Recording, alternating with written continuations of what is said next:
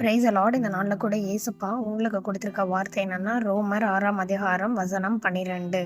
ஆகையால் நீங்கள் சரீர இச்சைகளின்படி பாவத்திற்கு கீழ்ப்படியத்தக்கதாக சாவுக்கேதுவான உங்கள் சரீரத்தில் பாவம் ஆளாதிருப்பதாக. ஆமென். இந்த கனமான வார்த்தை கொடுத்த ஏசப்பாக்கு நன்றி செலுத்தலாம். அதனால கூட கர்த்தர் ஒரு எச்சரிக்கை பண்றாங்க. என்னன்னா, உங்க சரீரத்துல எந்த பாவமும் காணப்படக்கூடாதுன்னு சொல்லி எச்சரிக்கை பண்றாங்க.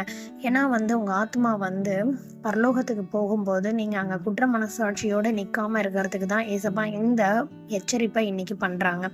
இந்த நாள்ல கூட ஏதோ ஒரு பாவத்துல நீங்க வாழ்ந்துட்டு இருக்கலாம். அதுல இருந்து குற்ற மனசாட்சியோட நீங்க வாழ்ந்துட்டு இருக்கலாம். இதுல இருந்து நான் எப்படி மீண்டு வெளியில வருவேன்னு சொல்லி நீங்க பல துக்கத்தோட காணப்படலாம். ஆனா ஏசப்பா உங்களை மன்னிக்கிறதுக்கு இன்னைக்கு ரெடியா இருக்காங்க. நீங்க ஏசப்பாவை அறிஞ்சிருந்தும் நீங்க பாவம் செஞ்சிருக்கலாம். ஆனா ஏசப்பா சொல்றாங்க, நான் உன்னை மன்னிக்கிறதுக்கு ரெடியா இருக்கேன். உனக்கு எந்த குற்ற மனசாட்சியும் வேண்டாம், நீ என்கிட்ட மறுபடியும் வான்னு சொல்லி ஏசப்பா அந்த நாள்ல கூட உங்களை அன்போடு அழைக்கிறாங்க.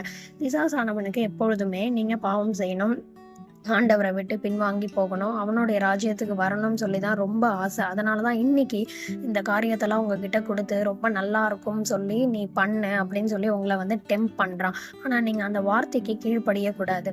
அந்த மாதிரி மனிதர்கள் உங்ககிட்ட வரும்போதோ, அந்த மாதிரி காரியங்கள் உங்ககிட்ட வரும்போதோ ஏசுப்பா சொல்கிறாங்க, நீ அதை விட்டு போயிடு. அதனால் ஃப்ரெண்ட்ஷிப் கட் ஆனாலும் சரி, அந்த உறவே கட் ஆனாலும் சரி, யாராவது ஒருத்தர் உங்களை பாவத்துக்குள்ளாக நடத்துகிறாங்களா, அவங்ககிட்டேருந்து நீங்கள் விலகி போகிறது தான் கரெக்டுன்னு சொல்லி ஏசுப்பா சொல்றாங்க. ஏன்னா அந்த மனிதர்கள் உங்களை பாவம் செய்ய வச்சு ஆண்டவர்கிட்ட இருந்து உங்களை ரொம்ப தூரமா பிரிச்சு கூட்டிட்டு போயிடுவாங்க.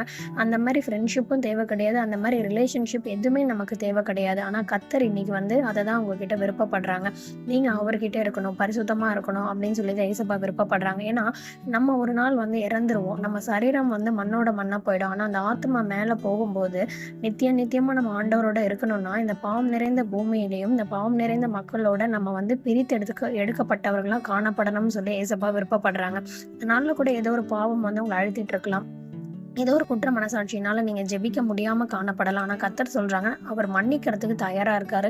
மறுபடியும் நீங்க ரீஸ்டார்ட் பண்ணும்போது, முழங்கால் போடும்போது நிச்சயமா கர்த்தர் அந்த பாவ பாரத்தை உங்ககிட்ட இருந்து எடுத்து போட்டுட்டு உங்களை பரிசுத்தமா நடத்துவேன்னு சொல்லி ஏசப்பா ப்ராமிஸ் பண்றாங்க. இன்னைக்கு நீங்க ஒப்பு கொடுக்கும்போது நிச்சயமா கர்த்தர் அந்த அற்புதத்தை உங்ககிட்ட செய்வாங்க. இந்த வார்த்தையை கொடுத்த ஏசப்பாக்கு நன்றி செலுத்தலாம். ஏசப்பா இந்த வார்த்தைக்காக நன்றி.